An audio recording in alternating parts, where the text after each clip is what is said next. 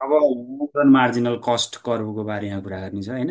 अब यो marginal cost भनेको के हो भन्ने कुरा अब थ्योरिटिकली हामीले बुझिसकेका छौँ। तैपनि एक लाइनमा भन्दाखेरि लङ रनमा चाहिँ एउटा एडिसनल युनिट प्रड्युस गर्नको लागि लाग्ने कस्टलाई चाहिँ मार्जिनल कस्ट भनेर भनिन्छ। त्यही हुँदाखेरि अब यो लङ रन मार्जिनल कस्ट कसरी ड्राइभ गर्ने भन्ने कुरा चाहिँ बढी हामी फोकस गर्नेछौँ। त्यो हुँदाखेरि यो अब यो धेरै चाहिँ टाइम नबिताइकन यसको थ्योरी लेख्न सुरु गरौँ। लङ रन मार्जिनल कस्ट अथवा LMC is the is the additional एडिडिआइटिआइओएनएल additional cost cost due to due to additional cost due to one additional one ADDITIONAL additional unit of output output in the long run in the long रनमा चाहिँ additional unit चाहिँ output बढाए बापत चाहिँ लाग्ने कस्टलाई चाहिँ marginal cost भनेर भनिन्छ। यसलाई कसरी निकालिन्छ भन्दा long run marginal cost is derived marginal cost curve is derived DERIVED derived by GOINING joining the point of intersection between INTERSECTION intersection between SMC curve भनेको सर्ट रन मार्जिनल कस्ट जुन चाहिँ you सेप हुन्छ अनि short run average कस्टलाई चाहिँ मिनिममबाट काट्छ भन्ने जुन पढाएको थियो त्यो र र SMC curve and a perpendicular PEN perpendicular perpendicular line drawn from the DRAWN drawn FROM from the from the tangential tangential tangential point between between point between short run average cost र long run average cost curve बिचको जुन tangent point हुन्छ त्यो point बाट चाहिँ हामीले त्यो perpendicular line draw गर्ने र एसएमसी भन्ने जुन हामीलाई थाहा छ त्यो बिचको इन्टरसेक्सन पोइन्टहरूलाई जोड्दै जोड्दै जोड्दै जाने हो भने चाहिँ long run average cost curve आउँछ भन्न खोजेको। Curves CURVES curves to the OUT OUT output AXIS output axis है। अब यो भने के हो भने अब तपाईँहरूलाई यो चाहिँ वाइ एक्सिसतिर चाहिँ कस्ट छ होइन। अनि यो चाहिँ एक्स एक्सिसतिर चाहिँ तपाईँको आउटपुट छ OUT PUT आउटपुट आउटपुट छ होइन। यो चाहिँ ओरिजिन भयो। अब हामीलाई चाहिँ long run average cost curve को बारेमा हामीले हिजो नै भनिसकेका छौँ। त्यो हुँदाखेरि अब यसलाई भनिराख्नै परेन। यस्तो युसेफ हुन्छ तर अलिकति ठुलो इन्भेलोप टाइपको, त्यही भएको हुनाले चाहिँ लङ रन एभरेज कस्ट कर्भलाई चाहिँ इन्भेलोप कर्भ भनेर भनिन्छ।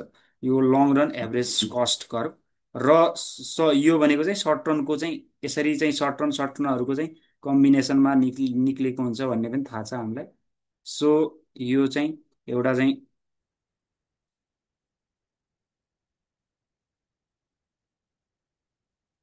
यो SATC short run average cost curve one भयो होइन।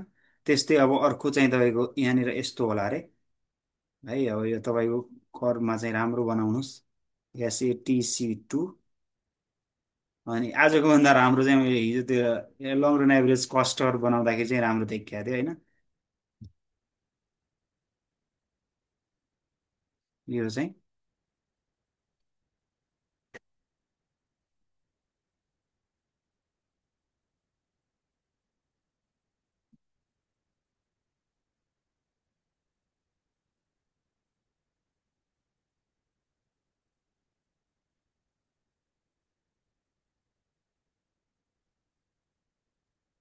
यो चाहिँ short run average total cost curve 3 भयो है।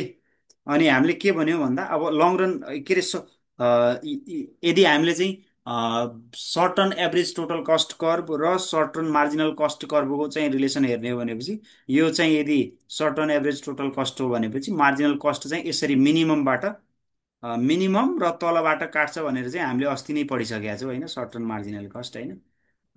त्यो हुँदाखेरि यही कुरा यही सिद्धान्तलाई चाहिँ हामी यहाँ पनि फलो गर्नेछौँ होइन।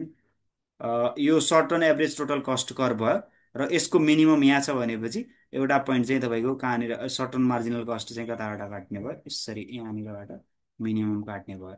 सो यो short run marginal cost curve 1 हो है। त्यस्तै अर्को चाहिँ यहाँनिर यो सर्ट रन एभरेज टोटल कस्टको मिनिमम यो हो। त्यो हुँदाखेरि यो एउटा short run marginal cost curve 2 चाहिँ यो भयो। Short run marginal cost curve 2 भयो। त्यस्तै short run average total cost कर्भको मिनिमम पोइन्ट यो हो। त्यो हुँदाखेरि सर्ट रन अर्को पोइन्ट चाहिँ तपाईँको कहाँ भयो, यहाँ भयो है। यहाँ मिनिमम पोइन्टबाट काटेर यसरी चाहिँ तपाईँको यहाँ जान्छ, short run marginal cost curve 3 चाहिँ यसरी जान्छ। र यो डेफिनेसनले बाई डेफिनेसन के भयो भने यो दुईटा इन्टरसेक्सनको यो दुईटा भनेको short run average total cost र लङ रन एभरेज कस्टको इन्टरसेक्सन पोइन्टबाट हामीले आउटपुटको एक्सिसतिर चाहिँ तपाईँको एउटा पर्पेन्डिकुलर लाइन ड्र गर्ने हो। र त्यसलाई हामीले यदि x1 मान्ने हो भनेपछि यो दुईटा बिचको इन्टरसेक्सन पोइन्ट चाहिँ कहाँ भयो तपाईँको, यहाँनिर भयो।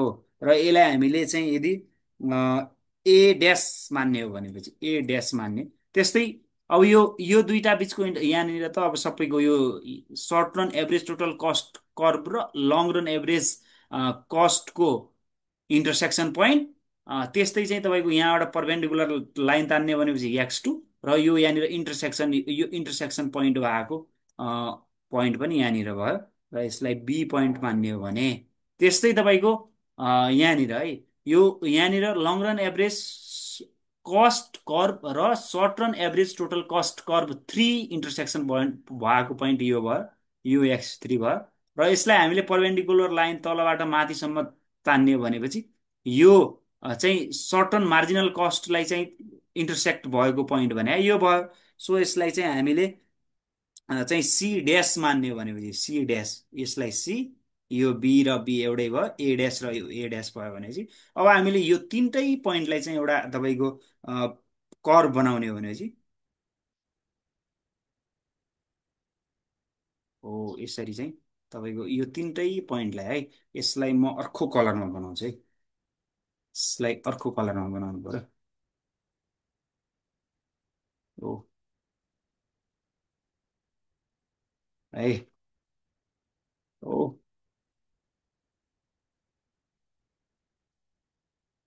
डन है। यहाँ तिनटै पोइन्टलाई चाहिँ यसरी जोड्दै जाने हो भनेपछि यो पोइन्ट है यहाँनिरसम्म है, यो पोइन्ट यसरी जोड्दै जाने हो भनेपछि यो चाहिँ लङ रन मार्जिनल कस्ट हो है। हेर्नुहोस् त तपाईँको अझ 1 सेकेन्ड म बुझाउन चाहन्छु तपाईँहरूलाई। फर्स्ट कुरा long run average cost curve कसरी आउँछ भन्ने बुझ्नु पर्यो। त्यो भनेको short run average total cost curve का त्यस्ता धेरै कर्भहरू को टेन्जेन्टियल पोइन्ट र यसरी जोड्दै जाँदाखेरि हिजो नै हामीले सिकिसक्यौँ यसरी हुन्छ भन्ने कुरा होइन। त्यसपछि तपाईँको यहाँबाट पर्पेन्डिकुलर लाइन ड्र गर्नु पर्यो। र सर्ट रन मार्जिनल कस्ट भनेको सर्ट रन एभरेज टोटल कस्टलाई चाहिँ मिनिममबाट काट्छ र तलबाट काट्छ भन्ने पनि हामीले चाहिँ बुझिसक्यौँ। र यसरी जुन इन्टरसेक्सन पोइन्ट आउँछ यो इन्टरसेक्सन पोइन्ट त्यस्तै यो इन्टरसेक्सन पोइन्ट र यो इन्टरसेक्सन पोइन्टलाई चाहिँ हामीले जोड्ने हो भनेपछि चाहिँ long run marginal cost curve चाहिँ आउने गर्दछ है। सो यही कुरालाई चाहिँ अब हामी लेखौँ है। एकछिन यसलाई इरेज गरौँ।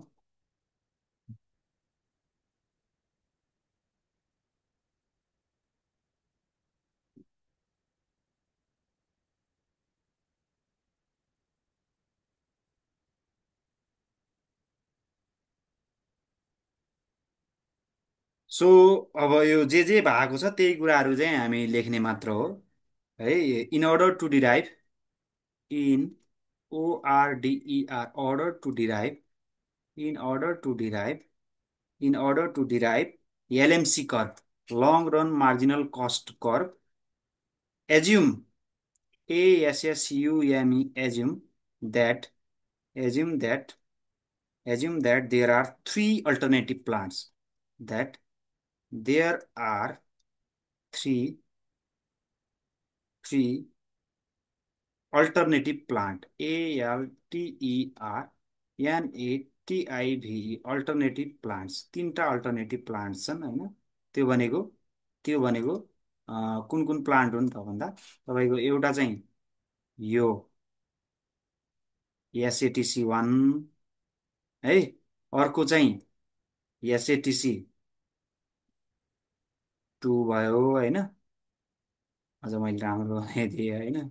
अर्को चाहिँ तपाईको SATC 3 है, तीनटा अल्टरनेटिभ प्लान्टहरू छन् हैन। अनि त्यसपछि चाहिँ अर्को कुरा, अब ती भनेका जस्तो अब तिनीलाई नाम पनि दिन सक्नुहुन्छ। थ्री अल्टरनेटिभ प्लान्ट्स, एउटा चाहिँ स्मल साइज, त्यस्तै अर्को चाहिँ medium size and large size, LARGED, large size, तीन टाइपका चाहिँ तपाईँको प्लान्ट छन् हैन। अनि large size plant corresponding to, अब यो चाहिँ CORRESPONDING, corresponding SATC and SMC curves are short run average cost, short run average total cost curve र short run marginal cost curve, त्यो तीनटै साइजका प्लान्टसँग ती कर्भहरू चाहिँ अब आर गिभन एज भनौँ न, are given as short run average total cost curve 1, short run average total cost curve 2, short run average total cost curve 3। त्यस्तै तपाईँको मार्जिनल कस्टको कुरा गर्ने हो भनेपछि short run marginal cost curve 1 यो वाला हैन, अनि short run marginal cost curve 2 and short run marginal cost curve 3, यिनी चाहिँ हाम्रा दिएका हुन् है। हामीले यो अब बनाइसक्यो, लेखी मात्र आएको, तपाईँहरू बुझ्नुहुन्छ। अनि here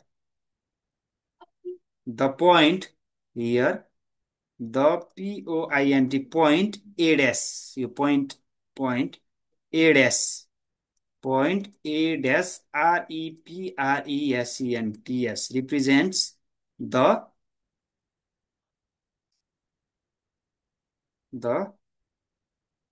LMC, long run marginal cost curve for X1 level of output, X1 level of output, OUT PUT output भनेको यो पोइन्ट भनेको चाहिँ तपाईँको X1 लेभल अफ आउटपुट यदि प्रोड्युस गरिरहेको छ लङ टर्ममा एउटा कुनै कम्पनीले, कुनै बिजनेस फर्मले, देन यो ए ड्यास पोइन्ट भनेको चाहिँ long run marginal cost curve हो। एउटा एडिसनल युनिट प्रोड्युस गरे बापत लाग्ने कस्ट चाहिँ यो ए ड्यास हो है। As it is the point of, किन भन्दा हाम्रो थ्योरी अनुसार as it is the point of POINT, point of intersection, INTERSECTION, point of intersection between BETWEEN, between, point of intersection between short run marginal cost curve 1, यो short run marginal cost curve 1 and perpendicular, PERPENDICULAR,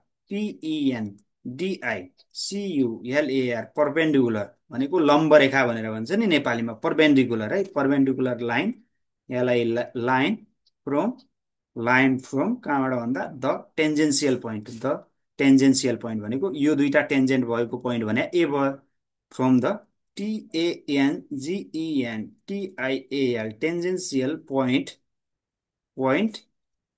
A between SATC 1, short run average total cost curve 1 and long run average cost curve। So यो चाहिँ तपाईको चाहिँ एउटा point निस्क्यो है, long run marginal कस्टको चाहिँ एउटा पोइन्ट निस्क्यो है। सो त्यसपछि अब अर्को पोइन्टको बारे, सिमिलरली सिमिलरली सिमिलरली यो बी पोइन्ट भनेको चाहिँ एउटा, यदि चाहिँ कम्पनीले X2 unit of production produce गरिरहेको छ लङ टर्ममा भनेपछि, अथवा मिडियम साइजमा चाहिँ तपाईँको प्रड्युस भइरहेको छ भनेपछि, यो पोइन्ट भनेको लङ रनको long run marginal cost curve हो है। So similarly point be, POINT point be and and C dash, यो भनेको एउटा पोइन्ट भनेको यो है, यो यहाँनिरको पोइन्ट हो है। C dash represent REPRESENTS represents LMC4 X2 and X3 level of output, level of OUT PUT output, long level of X2 and X3 level of output। त्यसपछि अब हामीले यो ए ड्यास बी र सी ड्यास जोइन गर्ने भनेपछि एउटा curve पाउँछौँ, त्यसैलाई नै long run marginal cost curve भनेर भन्छन् है।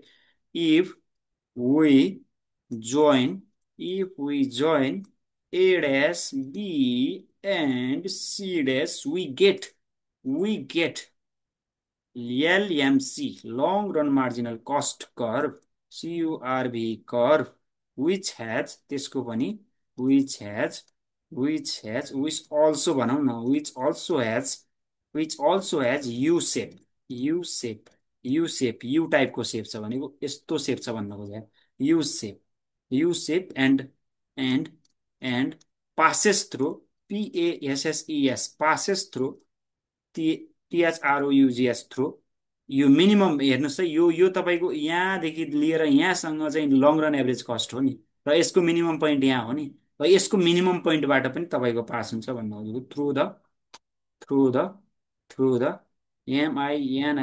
MINIMUM minimum point of POINT point of minimum point of LAC curve, CURVE curve from below, जुन हाम्रो अगाडि हिजो अस्ति पढेको थ्योरी थियो, long run long run average कस्टको र लङ रन मार्जिनल कस्टको चाहिँ, अथवा सर्ट रन मार्जिनल कस्ट र सर्ट रन एभरेज कस्टको रिलेसन हेर्ने भनेपछि यस्तो चाहिँ लङ रन एभरेज कस्ट यस्तो हुन्छ, र मार्जिनल कस्ट चाहिँ यसरी तलबाट काट्छ तर मिनिमम पोइन्टबाट काट्छ भन्ने जुन रिलेसन छ, त्यो रिलेसन पनि यहाँ ट्रु भयो है below.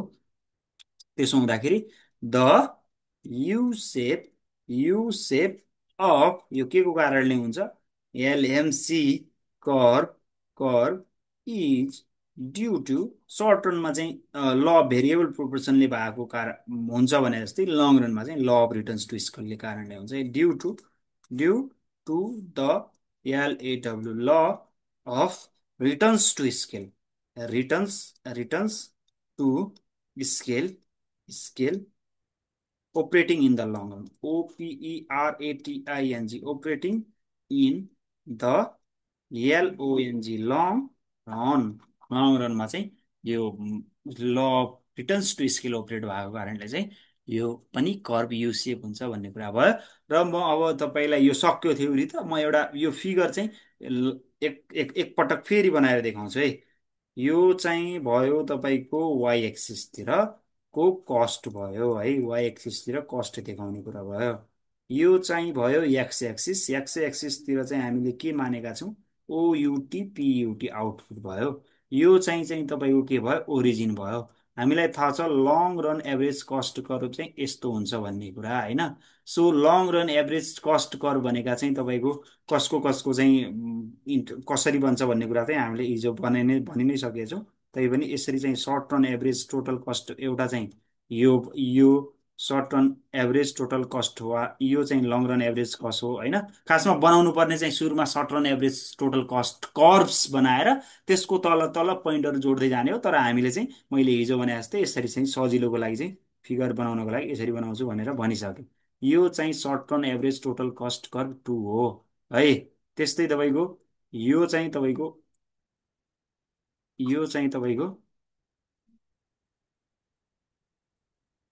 Short run average total cost curve 3 भयो है। यसरी यो भयो। अनि हामीलाई के थाहा छ, मार्जिनल कस्ट कस्ट कर्भ चाहिँ कसरी बन्छ भन्ने थाहा छ। कसरी बन्छ भन्दा तपाईँको सर्ट रन एभरेज टोटल कस्टको चाहिँ मिनिममबाट काट्नुपर्छ होइन।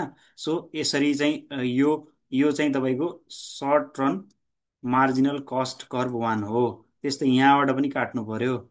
यो चाहिँ short run marginal cost curve 2 हो। त्यस्तै यसको मिनिममबाट काटेको चाहिँ short run marginal cost curve, यसलाई पढौँ ल।